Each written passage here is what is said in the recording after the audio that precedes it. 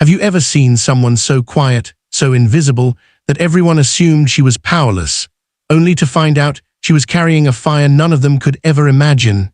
This is the story of a girl who was pushed to her breaking point, and how the bullies who laughed that day had no idea what storm they were about to unleash. On the edge of a small town, surrounded by endless fields of wheat and rows of tall corn, lived a girl named Emily. She was 16, reserved, and the daughter of hardworking farmers who never had much, but always taught her the value of strength, discipline, and humility. Emily's parents had enrolled her in martial arts when she was only 6 years old, not because she was aggressive, but because they wanted her to learn focus and inner power. While her classmates were busy gossiping about crushes or posting pictures online, Emily spent evenings practicing precise kicks, graceful movements, and breathing techniques that connected her mind and body in harmony. But to the world around her, she was simply the quiet farm girl, the one who smelled faintly of hay and always sat alone at lunch.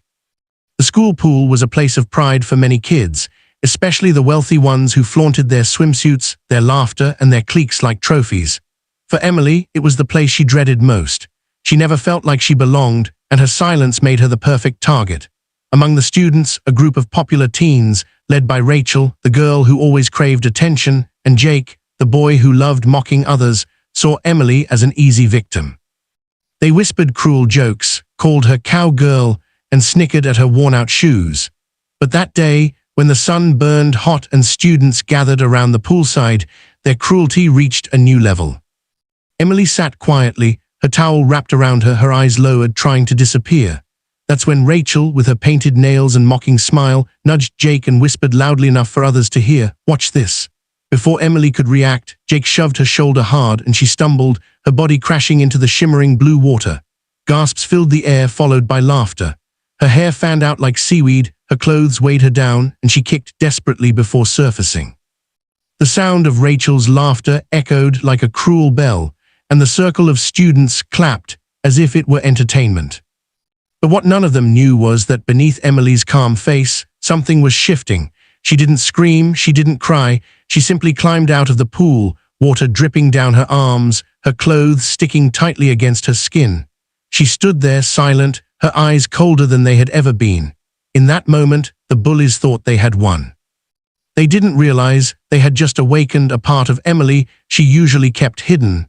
The disciplined warrior who had spent years training in silence, a storm waiting for the right moment to rise.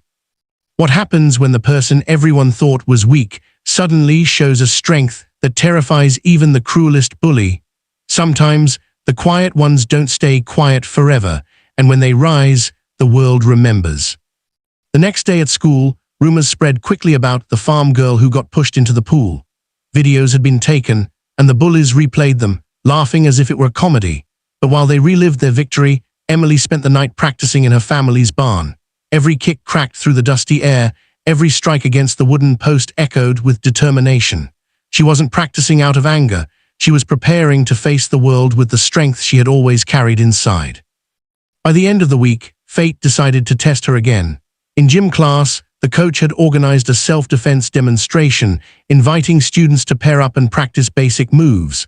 The bullies, grinning, volunteered Emily to show her stuff. Rachel smirked and whispered, "Maybe she'll drown on land this time." The entire class gathered, expecting another laugh at Emily's expense. But Emily stepped forward, her movements calm and precise. When Jake lunged forward, pretending to grab her, Emily's body moved like lightning. With a swift twist of her wrist and a shift of her weight, she sent him stumbling to the ground, gasping for air. The laughter that had been ready to burst out was replaced by silence. She didn't stop there. When another boy tried to mock charge her, she spun gracefully, sweeping his legs out from under him in one controlled motion. The coach's eyebrows shot up, and whispers spread across the gym. For the first time, Rachel and her group realized Emily was not who they thought she was. They had mistaken silence for weakness, humility for fear. But Emily wasn't weak. She was a martial arts prodigy who had chosen kindness over pride, discipline over arrogance. She could have humiliated them the way they had humiliated her, but instead, she stepped back and bowed respectfully, refusing to lower herself to their level. By the end of that day, Emily's story had changed. No longer the farm girl who sat alone, she became the quiet legend, the one everyone whispered about with awe. The bullies avoided her, not out of fear of her fists, but out of shame for their own cruelty. And Emily, she didn't seek revenge or popularity. She simply returned to her fields, her barn, and her life of discipline, carrying the powerful lesson that strength isn't about hurting others. It's about standing tall when the world tries to push you down. The world often underestimates the quiet ones, but silence does not mean weakness, and humility does not mean surrender. Sometimes, the greatest power lies in restraint, discipline, and the courage to rise above cruelty.